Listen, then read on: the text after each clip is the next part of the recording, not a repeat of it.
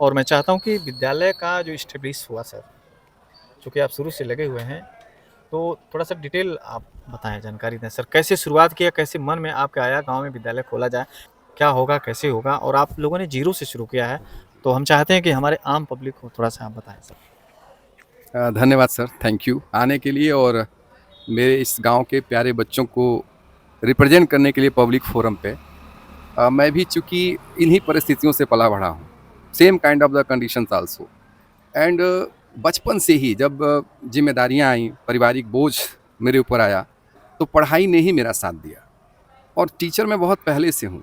जब मैं टीचर होने की काबिलियत भी नहीं रखता था, तब से मैं टीचिंग कर रहा हूँ। मतलब मैं क्लास 8 में पढ़ता था, तो क्लास 3rd के बच्चों को ट्यूशन पढ़ाता था। तो ये मैं कह सकता हूँ कि this nature has developed in me कि एक प्रकृति प्रदत्त एक व्यवस्था आ गई कि टीचर बनना, टीचर होना, एक आइडियलिज़्म अपने रिप्रेजेंट करना, ये मेरे मन का भाव है और शायद मैं और कहीं जाता, कौड़ीराम बांसगांव, गोरखपुर या लखनऊ, दिल्ली, तो मेरे पास जो एक सबसे बड़ा आज स्कूलों का सिस्टम है कि decoration system, you need money for that, you need a better infrastructure, वो पैसा मेरे पास न था, न हो पाता। और दूसरा मैंने महसूस किया कि मेधा तो गाँव में है। आप जितना भी नाम ले लीजिए, चाहे अब्दुल कलाम से शुरू करिए और वो शाह से लेके जितने वैज्ञानिक और बड़े डॉक्टर्स, मैं गोरखपुर की बात कर रहा हूँ, जितने बड़े डॉक्टर्स, बड़े इंजीनियर्स, बड़े लोग, अधिकारियों को पाएँगे, ये सभी गाँव की उपज है। शहर तो एक आकर्षण का केंद्र है। तो मेरी एक कोशिश है कि मैं अपने बच्चों को शहर न जाके शहर के लोगों को गाँव तक ले आऊँ और इस प्रयास में मैं बहुत सफल हूँ। सर के लिए ताली बजा मैं दीजिए आप लोग। यहाँ पे पिछले हर गाँव में जहाँ भी से भी मेरे बच्चे आते हैं, उस गाँव का 90 प्लस रैंकर मेरे स्कूल का बच्चा है। और उसके साथ पर्सनालिटी पे मेरे जो बच्चों का काम है कि मोर देन 200 चिल्ड्रंस, 50% से ज़्यादा बच्चे आपको फ्लुएंटली किसी भी डायस पे आप उनको रिप्रेजेंट कर सकते हैं, वो अपनी बात को कहेंगे। स्कूल में मैंने अभी तक जो भी माता-पिता के द्वारा तथा तथा अपने संसाधनों से जो हो सका है, lab, library, music lab, yoga classes, ठंडियों में हम थोड़ा उनको एरोबिक्स क्लासेस, सारी चीज़ें कि बच्चों को कभी ये ना लगे कि मैं बहुत बड़े ब्रांड स्कूल में नहीं पढ़ा हूँ। दूसरा, कैंपस के अंदर मेरे ये सारे बच्चे गाँव के हैं। ट्यूशन भी नेवर अलाउड। बार-बार मैं कहता हूँ कि ट्यूशन अलाउड नहीं है, school is enough for you. तो उसके लिए मैंने मैथ्स के लिए स्पेशल क्लासेस, मेरे यहाँ जो बच्चे कमज़ोर हैं, जिनकी रीडिंग राइटिंग ठीक नहीं होती है, दूसरे स्कूलों से आते हैं, ऐसे बच्चों को मैं 1 से डेढ़ घंटे फ्री ऑफ कॉस्ट टीचर्स को रोक के और उन टीचर्स को अलग से उसका पेमेंट किया जाता है। वो पेमेंट मैनेजमेंट करता है। मैं उन बच्चों पे काम कर रहा हूँ कि वो भी मुख्य धारा में आएँ। और ये कहने में संकोच नहीं है कि दुनिया के हर अच्छे स्कूल का जो रिजल्ट होगा 2 और 3%, मैं कह सकता हूँ कि माय स्कूल चिल्ड्रन है मोर देन दैट रिजल्ट। 10% बच्चे मेरा सक्सेसफुल रेट है, जिससे मैं दिन प्रतिदिन लगा हुआ हूँ कि इसको और बेटर किया जाए और बेहतर करूँ। ऐसे व्यक्तित्व मेरे विद्यालय में आए जिनको देख के मेरे बच्चे प्रोत्साहित हों। मेरा भी प्रयास रहता है कि बच्चों का प्रॉपर मार्गदर्शन हो, उनको प्रेरित करूँ। कॉन्सेप्ट बेस्ड एजुकेशन पे ज़्यादा फोकस है। कभी रटने रटाने और कॉपी को बहुत सुंदर बनाने, बहुत प्रॉपर करेक्शन पे मेरा ध्यान कम होता है। ध्यान बच्चों के सीखने सिखाने पे ज़्यादा है कि हम जो पढ़ाएं बच्चा समझे, पहले उसकी समझ विकसित हो।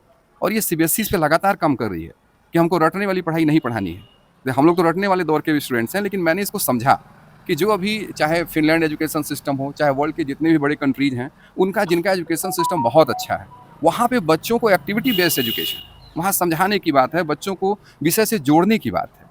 तो उस पे हम लगातार लगे हुए हैं और मैं कह सकता हूँ कि धीरे-धीरे मुझे लगता है कि एक दिन बेहतर आएगा। इस विद्यालय के बच्चे अभी 10 सालों में धीरे-धीरे आईआईटीएन्स होना 2-4 बच्चे, some childrens are preparing for the NEET also.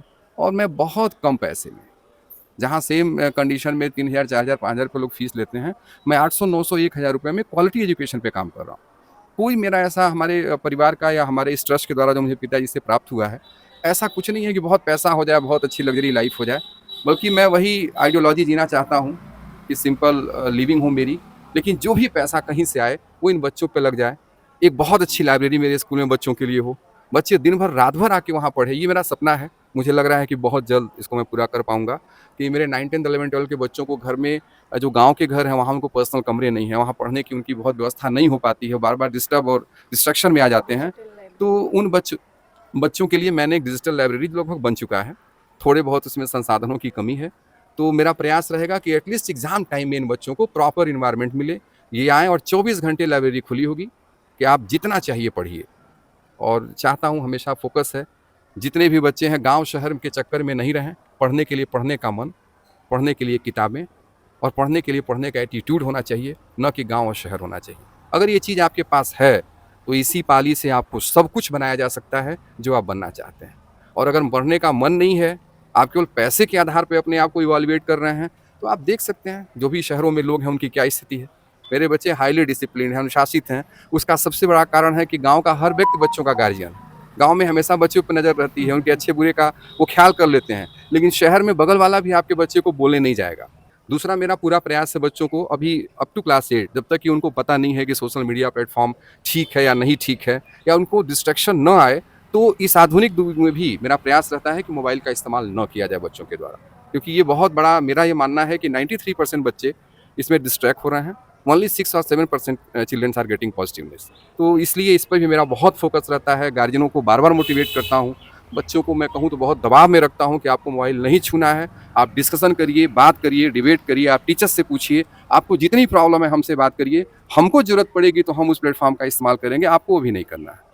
तो ये सब चीज़ें हैं और कहने में सर अच्छा लगता है कि वाक़ई मैं और स्कूलों को देखता हूँ, तो मेरे बच्चे ज़्यादा अनुशासित हैं। ये मेरी उपलब्धि है। नहीं सर, आप कहेंगे क्या, मैं खुद देखा। एक चीज़ मैं और आपसे जानना चाहूँगा, क्योंकि ग्रामीण अंचल है, यहाँ के गार्जियन किस तरह से थोड़ा आपके साथ कदम मिलाएँ विद्यालय के साथ, तो थोड़ा-सा बच्चों में और विकास हो? धन्यवाद सर, ये तो बड़ा ही ऐसा प्रश्न है कि आपने दुखती रग पे हाथ रखा है। बच्चों में कोई कमी नहीं है, बच्चे सभी अच्छे हैं, लेकिन बच्चों के साथ होने वाली परवरिश, तौर तरीके, और मैं कहूँ तो मैं अपने विद्यालय के अभिभावकों में अगर रैंकिंग करूँ, तो मुझे केवल 3% अभिभावक ऐसे मिले हैं जिनके बच्चों को वाकई पढ़ लिख के बेहतर हो जाना चाहिए। 97% अभिभावक ऐसे ही हैं जिनको पता ही नहीं है कि बच्चे को पालना कैसे है। उनको ना पढ़ाई से मतलब, ना उनके यूनिफॉर्म से मतलब, ना उनके कंडक्ट से मतलब, ना डिसिप्लिन से मतलब। पीटीएम में बहुत ज़बरदस्ती आना, फॉर्मेलिटी करके चले जाना। जबकि आप दूसरे देशों में देखेंगे तो वहाँ गार्जियन बहुत एक्टिव है। या शहर में यही गार्जियन अब शहर में जा रहा है तो एक कमरे की लाइफ बच्चों के बारे में बहुत जागरूक हो रहा है। अगर वो गार्जियन यहाँ करना शुरू कर दें तो उनको बहुत बड़े आर्थिक कष्ट से बचाया जा सकता है। भाई आप शहर में जाएंगे, कमरा लेंगे, उसको किराया देंगे, रहने खाने का इंतजाम करेंगे, एक पोल्यूटेड एरिया में आप रखेंगे। गांव में तो सब कुछ है, हमारा घर है, शुद्ध हवा है, शुद्ध पानी है, और आज भी गांव का हमारा संस्कार ज़्यादा बेहतर है। कमी जो आ रही है वो अभिभावकों से आ रही है। तो अभिभावकों से निवेदन है कि कम से कम बच्चों में रीडिंग हैबिट पे काम करें।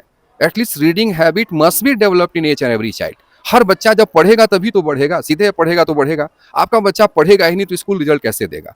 तो मैं गार्जियनों से निवेदन करता हूं कि अपने घरों में वही संस्कार पैदा करें जो हमारे बाप दादाओं ने, कम पढ़े लिखे थे लेकिन शाम को दिया जलता था, बच्चे 9 से 10 बजे रात तक उस दिए के अगल बगल बैठ के पढ़ा करते थे। आज आप घूम डालिए, बहुत कम घरों में ये संस्कार आपको देखने को मिलेगा। ये हमारे बच्चों के पिछड़े होने का बहुत बड़ा कारण है, क्योंकि पढ़ने की आदत बन नहीं पा रही है।